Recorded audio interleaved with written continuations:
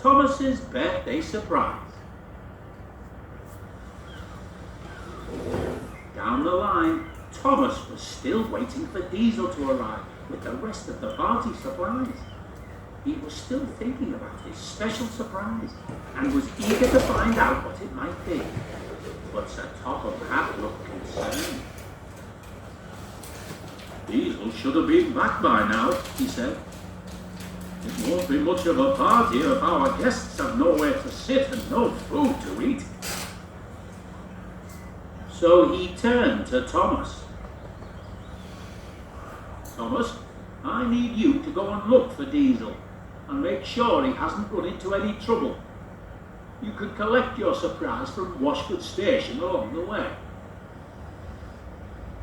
"Yes, sir," replied Thomas. And he hurried away to find Diesel.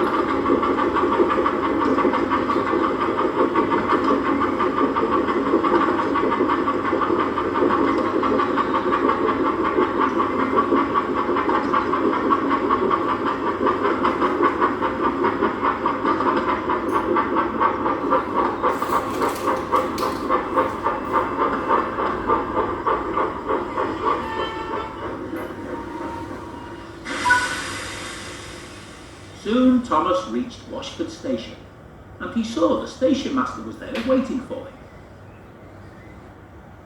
"Hello, Thomas. I've got something special for you here, but don't ask me what it is, as I promised Mr. Peters that I would keep it a secret until the party." "I can't wait to see what it is, and I'm sure my driver can look after it whilst we're on our journey."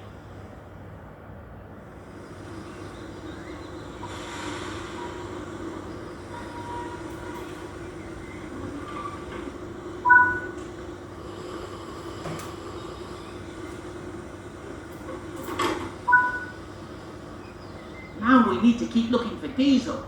He must be around here somewhere. If you're looking for Diesel, I saw him over in the sidings, although he looked to be a little upset and was in quite a hurry. Come on, driver, let's take a look and see if he's still there.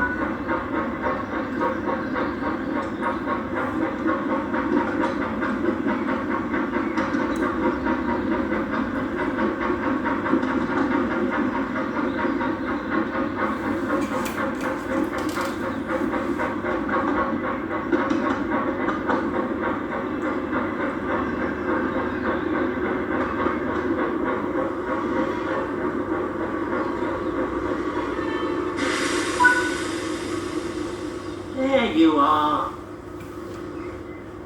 Diesel, what are you doing hiding there? You're supposed to be at the party delivering all of the supplies.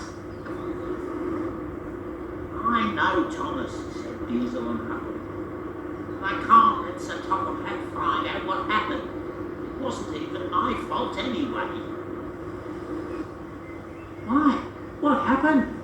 Asked Thomas. Well, the trucks were singing and being troublesome, and I tried to make them stop, so actually, I think maybe it was my fault. I got annoyed, so I bumped the trucks to make them stop, and I think I bumped them too hard, because I ended up breaking all the plates needed for the party. Thomas listened carefully. He could see how upset Diesel was, and how troublesome trucks could be. So he knew that the broken plates were not all Diesel's fault. Never mind, Diesel, said Thomas kindly. After all, they're only plates, and they can't all be broken. Besides, we still have a special party to go to. Diesel looked at Thomas and smiled. Thank you, Thomas, he said. So Thomas coupled up to Diesel and the two engines travelled to the party together.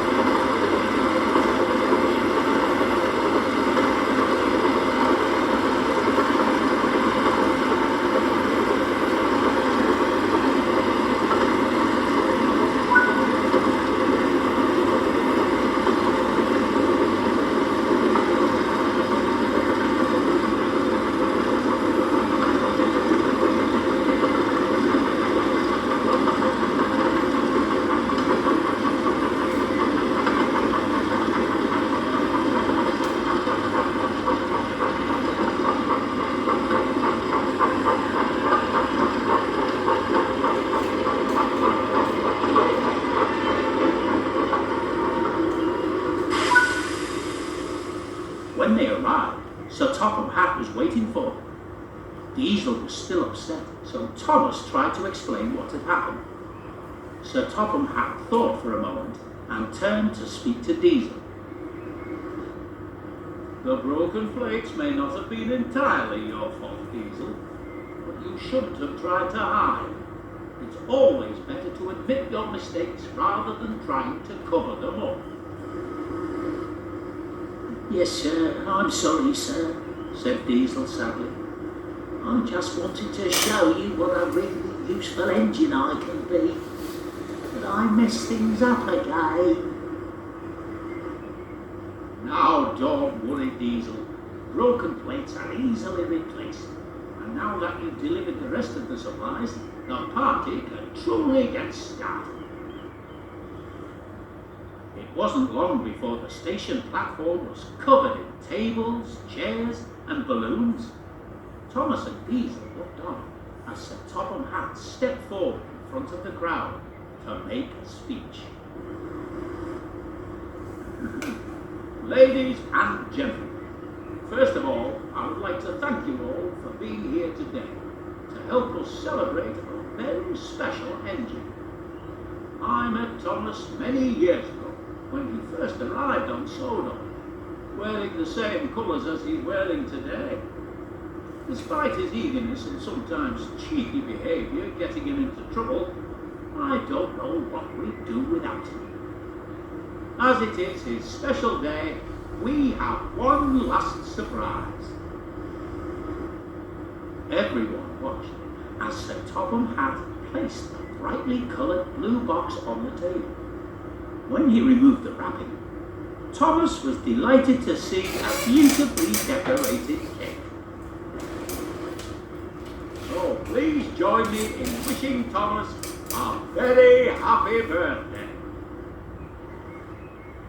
Everyone clapped and cheered, and Thomas looked on smiling. Oh, thank you everyone, puffed Thomas proudly. This is the best birthday an engine could wish for.